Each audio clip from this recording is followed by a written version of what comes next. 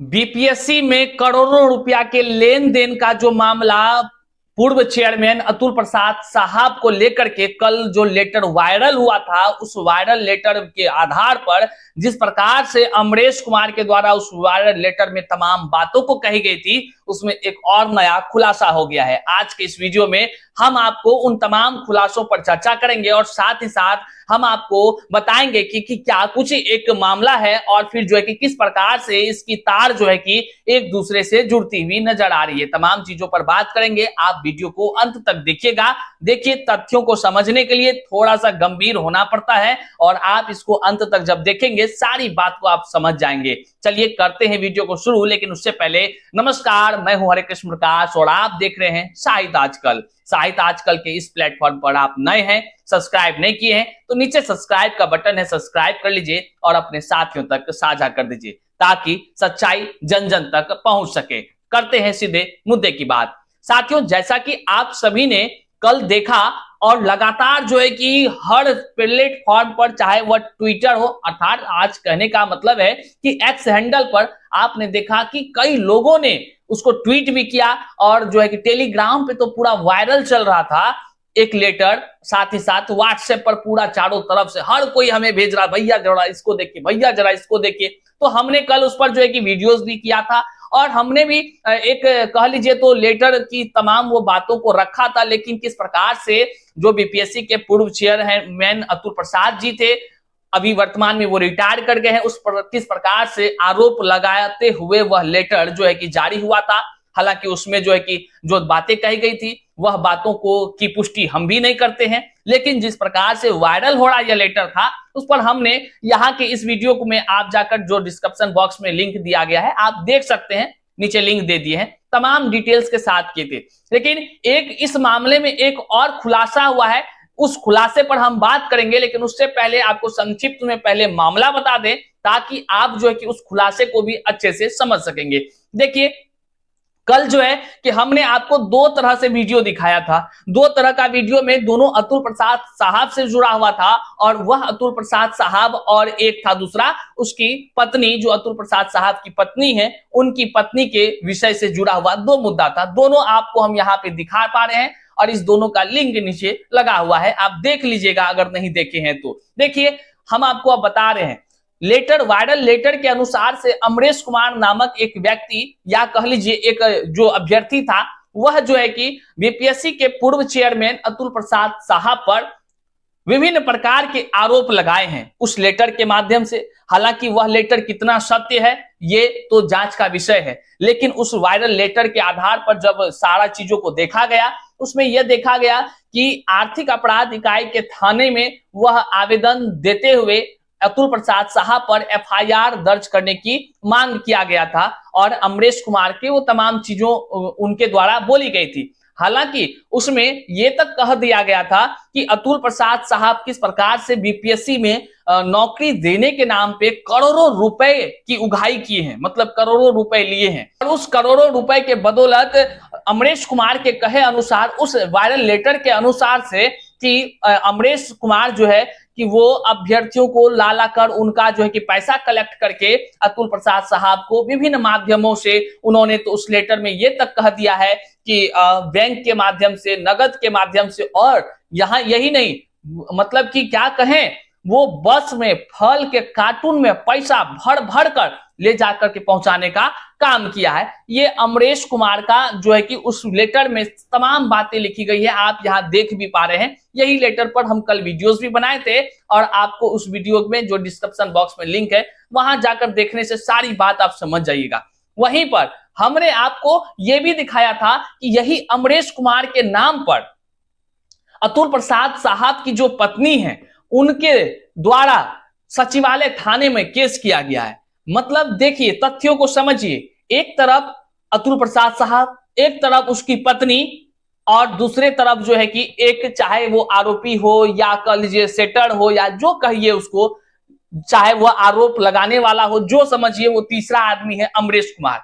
अमरेश कुमार पर जो है कि अतुल प्रसाद की पत्नी जो है वह केस दर्ज की सचिवालय थाना में, यह कहते हुए कि ये अमरेश कुमार जो है, अमरेश कुमार हमारे ऑफिस में आता है और धमकी देता है और पैसे की उगाही करने की रंगदारी मांगता है। विभिन्न प्रकार की बातें उस कल के अखबार में भी हम का जो आया था वह भी हम उस वीडियो में कल वाला में बताए हैं, वह भी देख लीजिए तो मामला समझिएगा।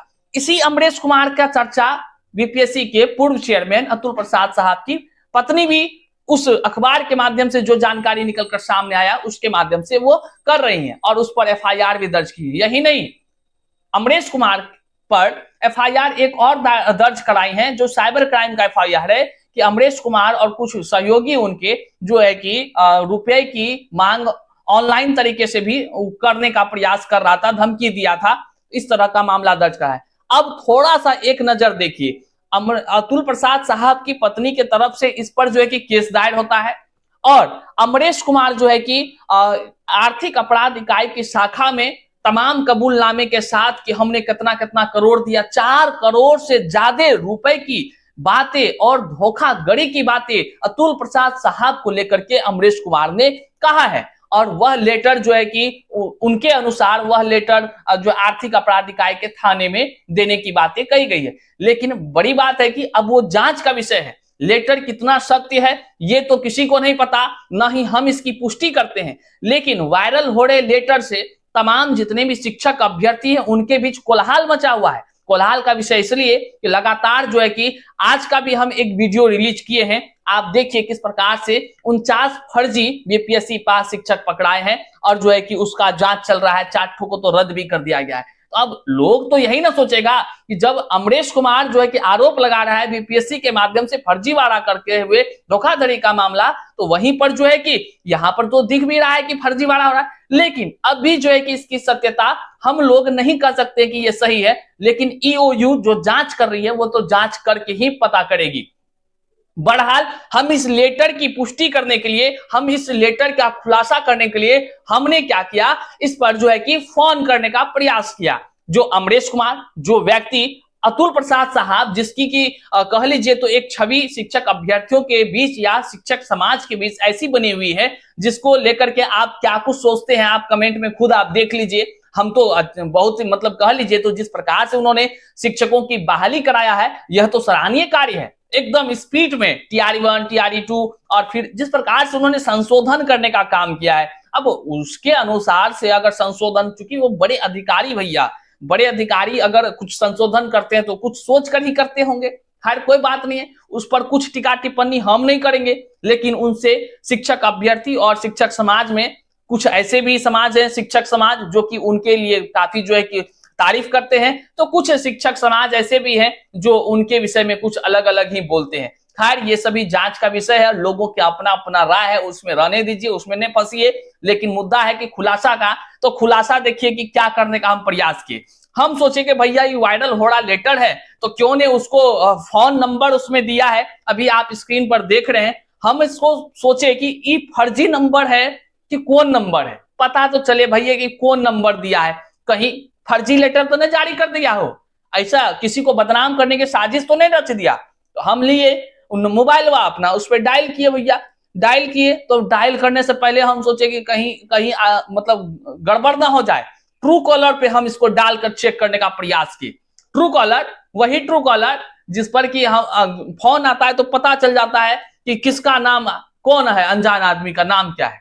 तो हमने उस पर डालने का प्रयास किया।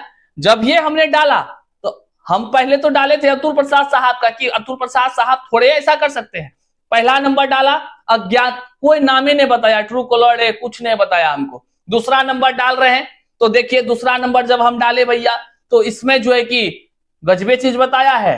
क्या बताया है, नाम तो हम नहीं पढ़ रहे हैं, उसमें सचिवालय का नाम आ रहा है और भी कुछ नाम है, हम नहीं बोल रहे हैं, सचिवालय का नाम आ रहा है। आश्चर्य हो गए ना, मतलब कि फोन नंबर वैलिड वाला है, ये नहीं कि गड़बड़ नंबर है, फोन नंबर कहीं ना कहीं सही दिया है वो लेटर में जो भी दिया होगा। और तीसरा वाला भी अननाउन बताया, मतलब हमको नाम नहीं शो किया उसमें, लेकिन जो है कि दूसरा उसमें दिखा हमको सचिवालय लिखा हुआ। अगर आप भी लोग ट्रू कॉलर में चेक करते होंगे तो दिख जाएगा आपको।